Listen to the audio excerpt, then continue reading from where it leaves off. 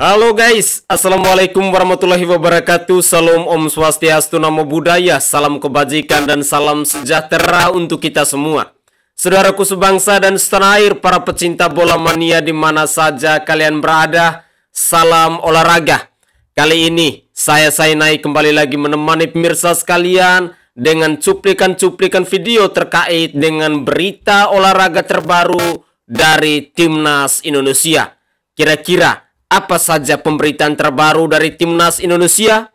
Mari, saya ingin mengajak pemirsa sekalian, kita terlebih dahulu menyaksikan cuplikan-cuplikan video berikut ini. Selamat menyaksikan. Timnas Indonesia akan lolos ke Piala Dunia 2026 bersama Jepang dari grup C babak ketiga kualifikasi Piala Dunia zona Asia. Ujar Hajime Moriyasu, pelatih tim nasional Jepang. Hal ini dikutip dari wawancara salah satu media di Jepang, boy. Skills. Bahkan seorang pelatih yang sudah berpengalaman, sudah lama mendukangi Jepang, prestasinya segudang, itu optimis dan mengakui bahwa tim nasional Indonesia sekarang sedang dalam perkembangan yang sangat baik. Bahkan Doi juga bilang kalau misalnya kita bakal lolos melalui round 3, boy. Gak pakai round 4, round 4-an, gak pakai peringkat 3, peringkat 4 lagi. Respect.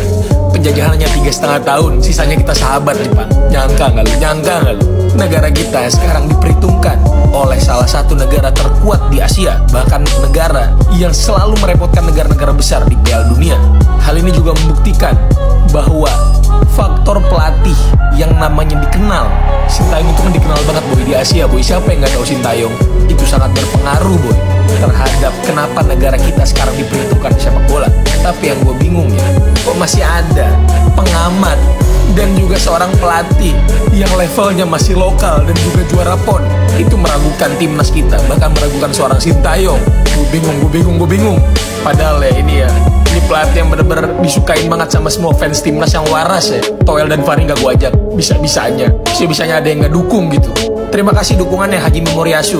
Semoga timnas Indonesia selalu berkembang dan bisa menuju ke Piala Dunia 2026. Terima kasih, boy. Jangan lupa di follow untuk update selanjutnya. Bye.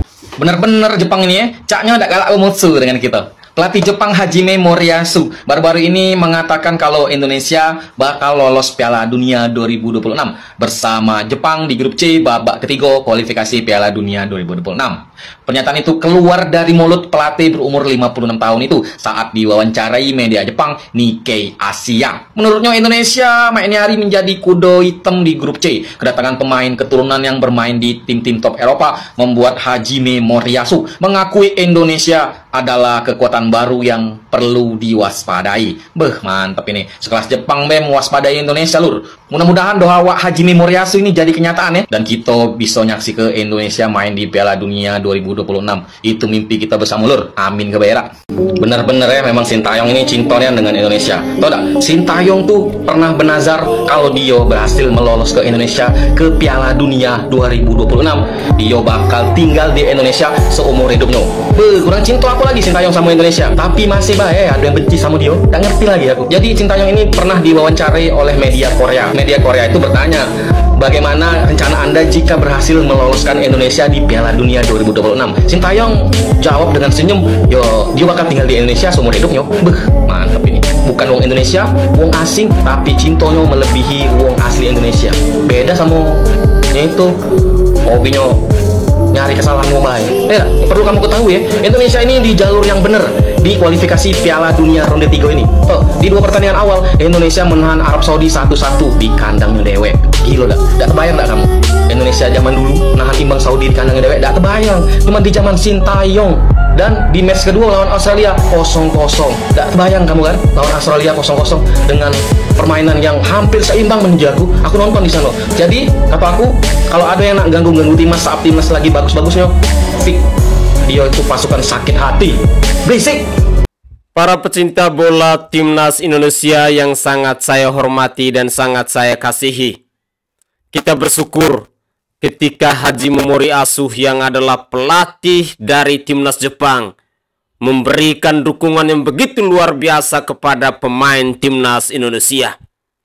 Pelatih Timnas Jepang ini meyakini bahwa Timnas Indonesia di tahun 2026 ini pasti akan lolos ke Piala Dunia. Pemberitaan ini pastinya membawa kabar sukacita dan kegembiraan bagi para pemain timnas Indonesia dan juga kepada para pecinta timnas Indonesia. Tetapi bagi para pembenci, saya sangat yakin dan percaya, mungkin malam mereka tidur tidak nyaman. Apalagi manusia-manusia yang otaknya mafia, atau yang lebih kita kenal dengan para mafia bola, para gelandangan politik, yang akhir-akhir ini seringkali kita saksikan. Mereka nyinyir dengan pemain naturalisasi. Mereka nyinyir dengan timnas Indonesia. Mereka nyinyir dengan pelatih Sintayong. Mereka nyinyir dengan ketum PSSI dan lain sebagainya. Tapi apapun itu, kita harus memberikan apresiasi yang setinggi-tingginya kepada mereka yang selama ini selalu nyinyir dengan pemain naturalisasi, dengan pemain timnas, dengan coach Sintayong, dengan Pak Erick Thohir, ataupun dengan semua stakeholder yang berperan penting dalam kemajuan timnas Indonesia ini. Ketika mereka nyinyir, timnas Indonesia semakin gagah dan semakin kuat untuk menunjukkan prestasinya. Dan hal itulah yang membuat mereka umurnya tidak panjang. Yakin atau tidak yakin, percaya atau tidak percaya, mereka-mereka yang punya rasa sakit hati berlebihan biasanya mati dalam dadakan. Mari kita simak lagi komentar-komentar dari netizen yang lain tentang informasi-informasi terkini seputar dunia olahraga dari timnas Indonesia. Mari kita simak bersama-sama. Melalui unggahan terbaru dari FC Dallas, kiper jagoan kita semua, kiper timnas yang tidak disukai Tommy Welly, sudah mulai latihan tipis-tipis nih boy. Alhamdulillah, alhamdulillah, tenang, aman. Yang ngepost Dallas yang lega seluruh fans timnas Indonesia nih. Sorry, fans timnas yang waras ya, Mutoel nggak diajak. BTW bentar guys, buat lu pada yang pengen tahu seputar jadwal timnas dan juga pengen nonton rame-rame sama teman-teman lu, dan lu bingung mau nonton kemana, langsung aja boy, pencet tautan yang ada di bio gua. Di situ lengkap sekali pertandingan apapun ada di situ. Pertandingan liga yang keren sampai liga Mortal Kombat, liga merpati putih, League Am, League Tung, semuanya ada di situ. Oke, langsung aja boy. Lanjut. Walaupun tadinya Martin Paes itu mengalami cedera yang minor dan sempet dikabarkan kalau akan absen sampai November, ternyata hal itu ditepis langsung boy sama FC Dallasnya. Jujur gue lega sekali, tapi gue tetep tim fans timnas yang pengen ada juga kiper yang kualitasnya nggak beda jauh sama Martin Paes. Itu ada di skuad timnas sekarang yang gak jauh-jauh, Emil Audero boy. Siapa lagi? Emil Mulyadi. Gue berkali-kali pengen edukasi kalian nih supaya bisa membuka pikiran kalian kalau misalnya Emil itu dibutuhkan oleh timnas kita. Bang, tapi kan ada Hernando bang, ada Hernando bagus gak? Menurut gua untuk level ASEAN dan Asia kelompok umur bagus aja. Tapi kalau mau step up untuk melawan Australia, Jepang, Saudi, atau bahkan ke arah Piala Dunia, Hernando masih butuh waktu, at least 3-5 tahun lagi. Dia tuh baru 22 tahun boy ini Hernando. Usia kiper itu matangnya nanti di 28, 30, 32. Jadi menurut gua gak ada masalah kalau misalnya Emil itu segera diproses sama PSSI, supaya kita semua gak usah deg-degan gitu kalau misalnya kejadian amit-amit ya, Martin Paes akumulasi ataupun cedera panjang. Oke boy, sampai sini lu boy, jangan lupa di follow untuk update timnas selanjutnya. Terima kasih. Ditunggu kehadirannya dan magisnya Luku-Luku. Singkat, padat, Paes udah sehat. Kita udah bisa tidur nyenyak. Yuk. Sikat. Naturalisasi adalah tempat sampah, nggak berguna. Mungkin ada yang belum tahu, sini saya kasih tahu. Apakah benar tempat sampah nggak berguna? Sekarang coba Anda bayangkan, kalau tempat sampah itu nggak ada di dunia ini. Di kantor nggak ada tempat sampah, di rumah sakit nggak ada tempat sampah, di restoran nggak ada tempat sampah, bahkan di segala tempat nggak ada tempat sampah. Mungkin semua orang akan buang sampah sembarangan, sampah berserakan, semuanya kotor, pemandangan nggak enak dilihat, atau bahkan bisa menimbulkan wabah penyakit. Berlian mungkin barang yang paling mewah, tempat sampah mungkin barang yang paling murah. Tapi kalau berlian dihilangkan dari dunia ini, kehidupan akan berjalan normal. Kalau tempat sampah dihilangkan dari dunia ini, semua bisa berakibat fatal. Jadi tempat sampah bukannya nggak berguna atau bahkan sia-sia. Yang sia-sia itu adalah ketika anggota DPR berkata begini, absensi bukan satu-satunya ukuran kinerja anggota dewan. Alah, Itu kan cuma alasan politisi di Senayan. Alasan ini terkesan dipaksakan, karena dalam hal lain kinerjanya pun memalukan. Nah, inilah fungsi tempat sampah, untuk membuang sampah. Siapakah yang membuang, dan siapakah sampah yang harus dibuang? Good news guys, Martin Paes akan tetap bergabung dengan timnas Indonesia dan akan berangkat ke Bahrain. Ya, gue dapat infonya langsung dari seorang supporter timnas Indonesia yang kemarin bertemu dengan Martin Paes. Dan dia menanyakan tentang keadaan Martin Paes dan akankah Martin Paes berangkat ke Bahrain. Dan dengan clear dan jelas, Martin Paes tetap menjawab dia akan bergabung dengan timnas Indonesia dan akan berangkat ke Bahrain. Supporter timnas kita ini adalah Joshua Julio. Beliau adalah orang yang sama ketika merekam video ini nih. Kemarin viral banget, satu Indonesia dan seluruh sosmed menampilkan video yang sama. Dan hari ini juga sudah dikonfirmasi oleh Bung Ropan, pengamat sepak bola Indonesia, yang sudah mengkonfirmasi ke Pak Sumarji, manajer timnas Indonesia, bahwa tim medis Dallas sudah mengizinkan Martin Paes untuk terbang ke Bahrain. Clear dan sangat jelas bahwa Martin Paes akan tetap pergi ke Bahrain. Soal main atau tidaknya, kita tunggu lagi beberapa hari ke depan. Kita doain aja semoga pemulihan cedera di pergelangan tangannya lebih cepat dari yang diperkirakan. Serta kita doain juga untuk semua pemain timnas Indonesia tidak ada kendala apapun, supaya nanti tanggal 10 kita full tim untuk menghadapi timnas Bahrain. Komentarnya sikat. Oke guys, itu adalah cuplikan-cuplikan video di season kedua. Dalam cuplikan video di season kedua ini, kita secara khusus berbicara tentang Martin Paes, penjaga gawang jagoan kita dari timnas Indonesia. Dan kali ini, kita mendapatkan kabar terbaru bahwa Martin Paes cedera ringan yang menimpa dirinya ketika dia main di FC Dallas kemarin, sekarang sudah pulih kembali. Dan dipastikan bahwa pada tanggal 10 Oktober 2024 ini, ketika Indonesia melawan Bahrain, Martin Paes dipastikan akan berada di Bahrain dan siap untuk bertanding. Tentu, ini merupakan kabar kegembiraan bagi kita semua. Dan apalagi, Paes merupakan kiper yang selalu kita puja-puji, yang selalu kita bangga-banggakan. Selain ada Hernando Ari, kiper timnas kita. Dua-duanya pasti yang terbaik. Tetapi apapun itu, mentalitas yang dimiliki oleh Paes tidak perlu kita ragukan lagi.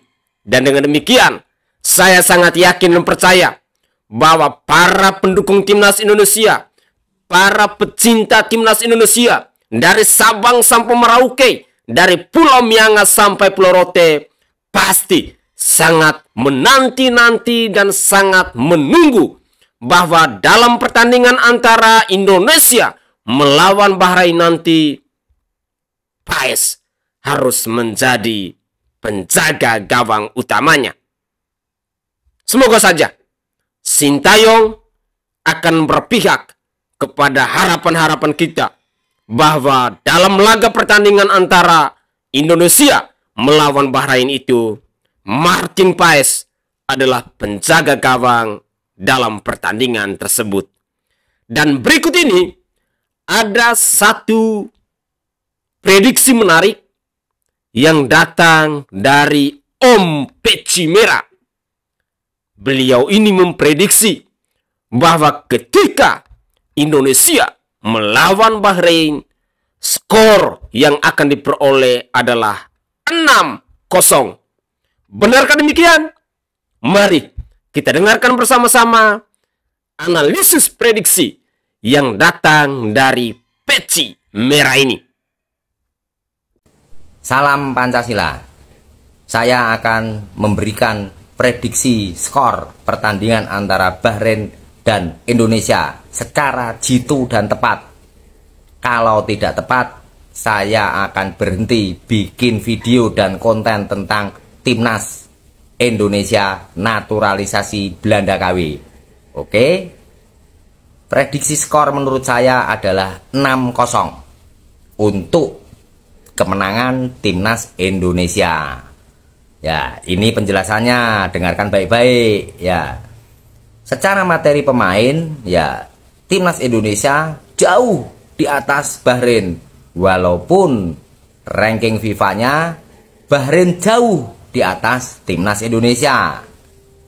Bahrain ranking 76. Sementara timnas Indonesia ranking 129 setelah dapat tambahan 4 poin kemarin 133. Materi pemain Bahrain itu rapuh karena kebanyakan sudah tua. Ya, dan pertahanan mereka juga bobrok. Ya, terbukti digelontor 5 gol oleh Jepang. Nah, kalau Jepang saja bisa menggelontor 5 gol, nah timnas ya harusnya bisa 13 gol. Tapi kali ini 6 gol aja. Kenapa harus banyak gol? Ya, siapa tahu nanti nilai poin timnas Indonesia sama dengan Jepang. Siapa tahu kan? Nah, selisih gol itulah nanti yang menentukan lolos atau tidaknya, gitu. Baru paham kan? Gitu. IQ-ku memang tinggi. Nah, para pemain Bahrain itu sudah tua-tua. Yang patut diwaspadai hanya 3 pemain. Ya, yaitu Vincent Emmanuel, itu pemain keturunan Afrika itu kalau nggak salah Nigeria. Ya. Lalu Mohamed Marhon, ya, dan Mahdi Abdul Jabbar. Hanya 3 itu yang perlu diwaspadai. Nah, sementara kalau pemain Bahrain mau mewaspadai timnas Indonesia, pemain timnas Indonesia ya repot karena semua pemain berkualitas. Kelas A Asia, walaupun kelas C Eropa, gitu. Grade-nya kan beda. Ya. Nah, saat ini memang timnas Indonesia akan sangat ditakuti oleh tim-tim yang ada di dalam grup C. Ya Bahrain, ya Cina, mungkin Jepang juga dan Arab Saudi. Setelah masuknya Eliano, Reitner, dan MS Hilgers. Ya, jadi pertahanan Indonesia nanti akan lebih kuat setelah MS Hilgers bergabung dengan timnas. Dia menempati back sayap kanan. Di tengah, di back sentralnya itu Jay Itzes. Ya, di back kirinya itu Jordi Amat. Ya, Justin Hubner absen. Nah, di tengah itu ya ada Tom Haye, Kelvin Verdong, ya, Ivar Jenner. Ya, itu nanti gelandang kita juga akan tambah kuat. Nah, skor banyak itu bisa diperoleh dari masuknya Eliano, karena Eliano ini akan menemani 2 striker yang sudah ada duluan, yaitu Ragnar Oratmangun dan Rafael Struijk, yang kemarin-kemarin duetnya sama Witan Sulaiman atau Marcelino, sekarang dengan Eliano. Ya, ini nanti yang akan membuat permainan Indonesia itu dinamis. Ya, semoga saja staminanya kuat, karena pengaruh juga ya, namanya pemain Eropa main di daerah tropis itu seringkali staminanya turunnya drastis gitu. Bahrain ini kan termasuk negara dengan cuaca yang ekstrim panasnya. Ya, seperti itu. Ya, jadi secara logika memang Jepang aja mampu mengalahkan Bahrain 5-0. Pemain Jepang kan hanya rata-rata pemain kelas Asia. Ya, maka Indonesia ini harus mampu mengalahkan 6-0. Skornya 6-0 ya, itu. Nah, kalau bisa memang 13-0. Ya, karena Indonesia harus mengejar kemenangan ini melawan Bahrain supaya menambah kepercayaan diri. Ya, karena setelah Indonesia menang lawan Bahrain nanti akan ketambahan 16 poin. Kenapa penambahan poinnya besar? Karena peringkat FIFA-nya Bahrain lebih tinggi, jauh lebih tinggi daripada peringkat FIFA Indonesia. Peringkat 129 mengalahkan peringkat 76 itu poinnya berlipat-lipat. Seperti itu. Ya. Dan kemenangan melawan Bahrain ini menjadi modal positif, semangat buat permainan timnas ke depan. Karena kalau menang, ya timnas akan naik ke ranking kedua di bawah Jepang. Kan gitu ya. Dengan nilai 5 disalib tuh ya Arab Saudi dan Bahrain. Ya, ngerti nggak?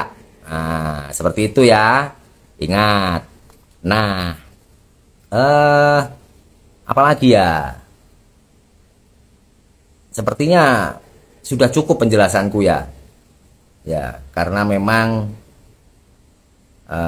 posisi Bahrain ini kalau tim lain setelah dihajar oleh tim lawan 5-0 itu berusaha bangkit, tapi kalau Bahrain ini rupanya setelah dihajar Jepang malah runtuh gitu. Makanya golin sebanyak-banyaknya. Sinteyong, saya pesan ke kamu ya, kalau sudah menang 2-0, 3-0, suruh masukin terus, suruh terus golkan, karena selisih gol itu mempengaruhi lolos tidaknya sebuah tim dalam sebuah penyisian grup ya. Yang perlu dilakukan oleh Sinteyong dan Erick Thohir ya kepada pemain timnas Indonesia adalah harus mampu melupakan pengalaman buruk ya, memori buruk waktu kalah 10-0 melawan Bahrain di stadion itu juga. Ya, saya rasa sih nggak terlalu berpengaruh ya, karena memang pemain yang sekarang berbeda dengan pemain yang waktu itu dibantai 10-0. Sudah tua-tua itu pemain-pemain itu. Ya, ini kan pemain-pemain muda semua. Nah, ya, jadi paham ya statistik yang saya sampaikan tadi, sehingga prediksi saya 6-0 untuk timnas Indonesia. Kita lihat sama-sama nanti. Merdeka.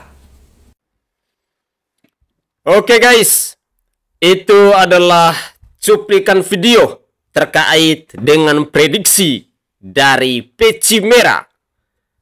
Beliau sudah menyampaikan prediksinya dengan alasannya, bahkan memberikan statistik pemain. Dan semoga saja harapan dari Om Peci Merah ini bisa menjadi kenyataan dalam laga pertandingan antara Indonesia versus Bahrain 2 hari lagi, tepatnya di tanggal 10 Oktober 2024 nanti. Kita, masyarakat Indonesia, pastinya akan bersama-sama untuk menyaksikan pertandingan antara timnas Indonesia versus Bahrain itu.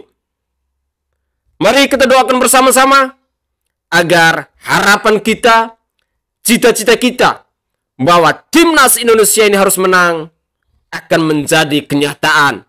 Dan apalagi dengan prediksi dari Peci Merah tadi, skor yang harus diperoleh adalah 6-0. Kemenangan pastinya pada timnas Indonesia. Akankah itu semua menjadi kenyataan pada tanggal 10 Oktober 2024 nanti? Saya ingin mengajak pemirsa sekalian bahwa jangan lupa untuk menyaksikan bersama-sama laga pertandingan antara Indonesia versus Bahrain tersebut. Semoga saja cuplikan-cuplikan video yang saya persembahkan ke hadapan pemirsa sekalian terkait dengan berita olahraga dari tanah air, khususnya dari timnas Indonesia, dapat menambah informasi baru buat kita semua. Dan jangan lupa di tanggal 10 Oktober 2024 nanti, kita masyarakat Indonesia, para pecinta bola timnas Indonesia, mari bersama-sama kita menyaksikan laga pertandingan antara Indonesia versus Bahrain tersebut. Saya Sainai dari Provinsi Nusa Tenggara Timur. Saatnya kita yang rakyat jelata harus berani untuk bersuara. Salam olahraga, dan jangan lupa untuk kawal terus Towel dan teman-temannya itu. Ciao.